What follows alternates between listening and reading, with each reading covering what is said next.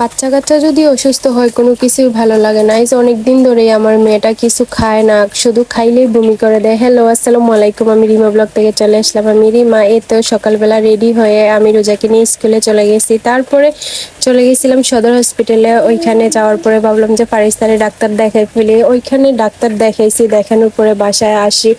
আসার পরে যে কখনোই ভাবতে পারি নাই আমার সাথে এরকম একটা কাহিনী হবে। আমি কি করব, আমি কোনো কিছুই ভেবে পাচ্ছিলাম না। আমার মেয়ে যে এরকম একটা অবস্থা হয়ে গেছে। আল্লাহর রহমতে এখন আমার মেয়েটা একটু সুস্থ আছে। সবাই আমার মেয়ের জন্য দোয়া করবেন। বাচ্চার যদি কিছু হয় আসলে মা বাবার কোনো কিছুই ভালো লাগে না। আর সন্তান এমন এক জিনিস, কিন্তু মা বাবার কষ্ট হলেও বলতে পারে, বড় মানুষের কষ্ট হলে বলতে পারে, কিন্তু সন্তানের কষ্ট হলে, ছোট মানুষের কষ্ট হলে কি বলতে পারে? বলতে পারে না। তো এই তো বাসায় আসার পরে দেখি আমার আম্মু এখানে মুরগির মাংস দিয়ে গ্রিল বানানোর জন্য বলতেছে। তো আমি বলছি আচ্ছা আমি বানাই দিই, তুমি যে শুয়ে থাকো। আমার আম্মু কি শুয়ে থাকবে? কখনোই না। আমি কাজ করতে দেখলেই আমার আম্মু শুধু চিল্লাপাল্লা করে, কাজ করি কেন। আসলে আমার মা আমাকে অনেক ভালোবাসে। আমি কোনো কাজ করতেই দেয় না আমার। আমি যখন কাজ করি তখন কিন্তু সব কাজ করি, আর যখন কাজ করি না কোনো কিছুই করি না। যেদিন কাজ করি না এদিন কিন্তু আমার সাথে রাগ করে, আমি কেন কাজ করি না। যখন কাজ করি তখনও আমার সাথে রাগ করে, কেন কাজ করি। কি একটা অবস্থা আমার আর আমার মার সাথে, এমন একটা ঝগড়া হয়। আমি কাজ করলেও ঝগড়া হয়, কাজ না করলেও ঝগড়া হয়। আপনারা বলেন তো আমি কি করব। তো এই তো কত সুন্দর এখানে রান্না বান্না করতেছিলাম আমি আমার আম্মুর সাথে, রুটি বেলতেছিলাম।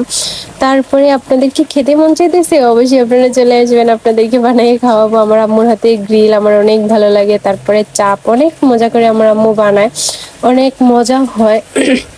তখনও ঠিক ছিলাম যে হ্যাঁ ঠিক আছে, ফারিস্তা আমার সাথে খেলাধুলা করছে, অনেকক্ষণ আমার সাথে দুষ্টামি করছে। যখন জ্বর ছিল, জ্বর আসার কারণ হচ্ছে গিয়া এমন একটা সময়, এত রোদ আর এত গরম, তার জন্য মনে হয় এইভাবে জ্বরটা আসছে।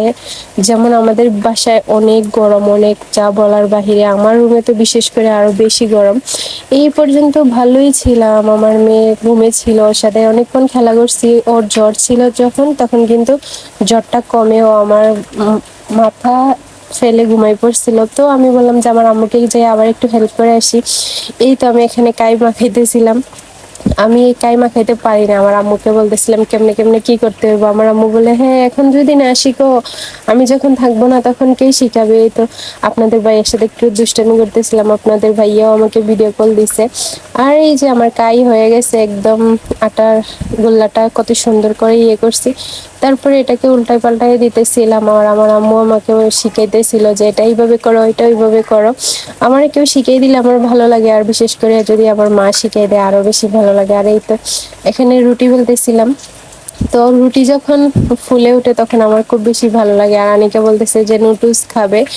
আর এই যে দুইটা রুটি রান্না করা শেষ এই সময়ে ওই রুম থেকে আমার আপুর মেয়ে রোজা বলতেছে যে বাবা ফারিস্তা কেমন জানি কাঁপতেছিল, এমন ভাবে কাঁপাইয়া জ্বর আসছে সত্যি বিশ্বাস করবেন, আমার খুব বেশি কান্না চলে আসছিল।